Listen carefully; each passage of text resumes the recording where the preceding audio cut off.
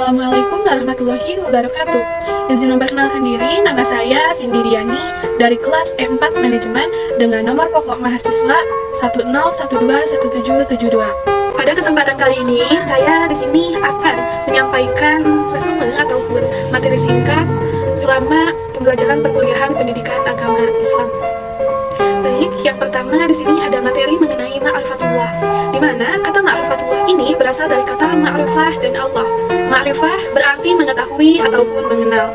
Mengenal Allah bukan melalui zat Allah, akan tetapi mengenalnya dengan melalui tanda-tanda kebesarannya, seperti yang telah dijelaskan dalam ayat-ayat suci Al-Quran. Pentingnya mengenal Allah, seseorang yang dapat mengenal Allah pasti akan tahu mengenai apa sih tujuan hidupnya, dan ia tidak akan tertipu oleh dunia. Nah, ini sudah tercantum dalam Quran Surat Az-Zariyat pada ayat ke-56. Selain itu, ma'rifatullah juga merupakan ilmu tertinggi yang harus dipahami manusia. Dan hakikatnya, ilmu ini ialah memberikan keyakinan kepada umat-umat manusia yang telah mempelajari dan mendalaminya. Ma'rifatullah juga tentu dapat meningkatkan keimanan serta ketakwaan. Salah satunya, dengan kita mengenal Allah, hidup kita akan tenang. Sifat yang dapat menghambat pengenalan terhadap Allah yang pertama adalah sifat yang berasal dari penyakit syahwat. Nah, sifat ini seperti fasik, sombong, zalim, dusta, serta banyak melakukan dosa. Nah, maka dari itu, kita harus dapat menghindari sifat-sifat yang dapat menghambat pengenalan kita terhadap Allah Subhanahu wa Ta'ala. Dan tentunya, sifat-sifat seperti ini akan dimurkai oleh Allah Subhanahu wa Ta'ala. Dan yang kedua, yaitu sifat yang berasal dari penyakit subhat, di mana penyakit ini seperti sifat jahil, sifat ragu-ragu, yaitu yang telah dijelaskan dalam Quran surat ke-22 dan ayat ke-55. Dan yang ketiga yaitu sifat yang berasal dari penyakit subhat, bersifat yang menyimpang, lalu lalai dalam melaksanakan kewajibannya seperti ibadah salat 5 waktu. Dan hal ini tentunya akan berakibat sesat, dan untuk menghindari hal-hal tersebut bisa diobati dengan cara ilmu. Kita dapat menggali ilmu sebanyak-banyaknya dan mengetahui apa itu yang dapat menjauhkan kita dari pengenalan Allah Subhanahu wa Ta'ala, dan mana yang dapat mendekatkan kita terhadap Allah Subhanahu wa Ta'ala. Oke, materi yang selanjutnya yaitu mengenai tauhidullah. Tauhidullah menurut bahasa adalah ilmu yang membahas tentang Allah Subhanahu wa Ta'ala, yaitu yang Maha Esa. Arti kata tauhid ini berarti mengesahkan, dengan maksud mengesahkan Allah Subhanahu wa Ta'ala adalah sebagai zat satu-satunya. Pada hakikatnya, tauhid ini ialah dengan bergantung pada Allah Subhanahu wa Ta'ala, dan telah dijelaskan dalam Quran Surat Al-Anbiya ayat ke-25 bahwa tidak ada seorang pun hamba yang menjadikan Allah Subhanahu wa Ta'ala sebagai satu-satunya yang disembah. Dan pembagian tauhid ini terbagi menjadi beberapa bagian, salah satunya yaitu dengan rububiyah. Rububiyah ialah mengesahkan Allah Subhanahu wa Ta'ala sebagai satu-satunya Tuhan. Sifat ini diakui oleh semua manusia bahwa Allah ialah sang pemilik, sang pengatur semesta. Dan yang kedua yaitu tauhid uluhiyah. Tauhid uluhiyah ini adalah bentuk ibadah kepada Allah dengan meninggalkan sesembahan selainnya, seperti yang telah dijelaskan dalam Quran Surat Al-Fatihah ayat ke-5. Lalu yang ketiga ialah tauhid asma wa sifat.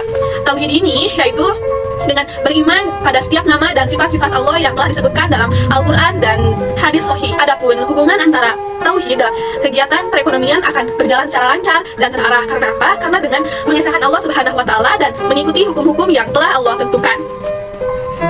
Selanjutnya yaitu mengenai kalimat la ilaha illallah, di mana kalimat la ilaha illallah ini sama dengan sejauh mana kita bisa mengenali Allah Subhanahu wa Ta'ala, serta bagaimana cara mengamalkan segala perintahnya dan menjauhi larangan-larangannya. Kata la ini berarti meniadakan keberadaan semua jenis illallah, semua jenis Allah dengan bentuk apapun dan siapapun.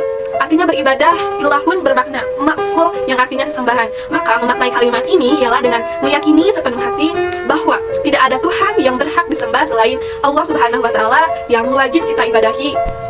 Memaknai kalimat la ilaha illallah tentunya banyak memiliki arti. Salah satunya yaitu tidak ada pencipta selain Allah dan tidak ada seorang pun yang pemberi rezeki selain Allah. Selain itu, tidak ada seorang pun yang kita cintai yang wajib kita ibadahi selain Allah Subhanahu wa Ta'ala. Karena tentu dengan meyakini sepenuh hati bahwa Allah adalah satu-satunya yang berhak kita ibadahi, bahwa tentunya hidup kita akan memperoleh ketenangan serta memperoleh banyak keberuntungan. Pembahasan selanjutnya yaitu mengenai mahabbatullah atau mencintai Allah. Hakikat dalam mencintai itu ialah suci. Jadi jangan pernah sekali-kali mengotori kata cinta tersebut. dan tidak boleh melebihi.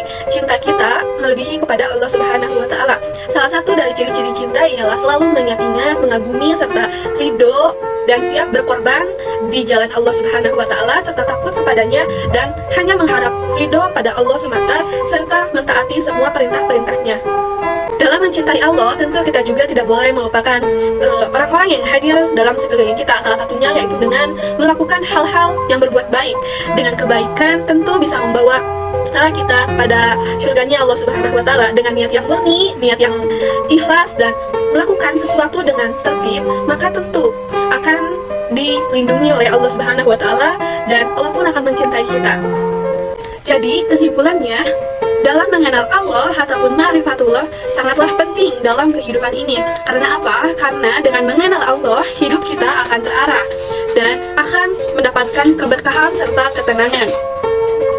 Selain itu, setelah mengenal Allah, kita juga tentu mengetahui sifat-sifat apa saja yang dicintai oleh Allah, dan sifat-sifat apa saja yang dibenci oleh Allah, dan siapa-siapa saja yang dicintai serta yang dibenci olehnya. Maka dari itu, kita dapat menghindari hal-hal tersebut agar tidak ada sesuatu sifat yang dapat menghambat pengenalan kita terhadapnya. Dari Allah Subhanahu wa Ta'ala, yaitu dengan yang pertama mengenali ciptaannya seperti hewan, tumbuhan, dan kita harus dapat meyakini bahwa semua itu ialah salah satu keberadaan ciptaannya. Dan yang kedua, dengan cara rububiyah, Allah Subhanahu wa Ta'ala meyakini bahwa Allah saja yang menciptakan, yang memiliki serta menguasai kehidupan yang ada di dunia maupun yang ada di langit. Dan yang ketiga yaitu uluhiyah Allah Subhanahu wa Ta'ala, meyakini bahwa yang harus diibadahi hanya Allah Subhanahu wa Ta'ala semata. Dan yang terakhir, mengenal Allah dengan melalui nama-nama dan sifat-sifatnya seperti yang ada di dalam Al-Asmaul Husna. Dan tinggalkanlah orang-orang yang menyimpang. Dan ketika kita memiliki sifat keyakinan yang kuat terhadap Allah, yaitu dengan kalimat La ilaha illallah, dan mengesahkannya, tentu kita pun dapat memperoleh kehidupan yang damai serta dapat menjalankan kehidupan di bawah naungan tauhid ini, dapat menjadikan kita seorang hamba yang beribadah kepadanya dan yang hanya mengharapkan ridho padanya. Kemudian, tidak ada seorang pun yang berhak kita cintai, yang berhak kita ibadahi selain Allah. Segala Allah adalah puncak tertinggi dari segala cinta, dan segala cinta apapun akan luntur jika pada selain Allah. Adapun bukti nyata, yaitu dengan melakukan perintahnya. Terakhir yaitu ilmu Allah, atau bisa disingkat dengan ilmu Allah, di mana Allah maha mengetahui. Ilmu Allah bahwa tidak terjangkau oleh akal maupun logika karena manusia yang terbatas. Dan adapun hikmah dalam mengimani Allah Subhanahu wa Ta'ala ialah dapat membuat kita sadar bahwa tidak ada yang berarti dirinya di hadapan Allah, dan tidak ada seorang pun yang bisa menolong kita selain atas izin dari Allah Subhanahu wa Ta'ala. Oke, baik, jadi itu saja yang dapat saya sampaikan. Mohon maaf apabila ada kesalahan maupun kekeliruan dalam penyampaiannya. Wabillahi taufiq wal hidayah. Wassalamualaikum warahmatullahi wabarakatuh. Thanks for watching, guys.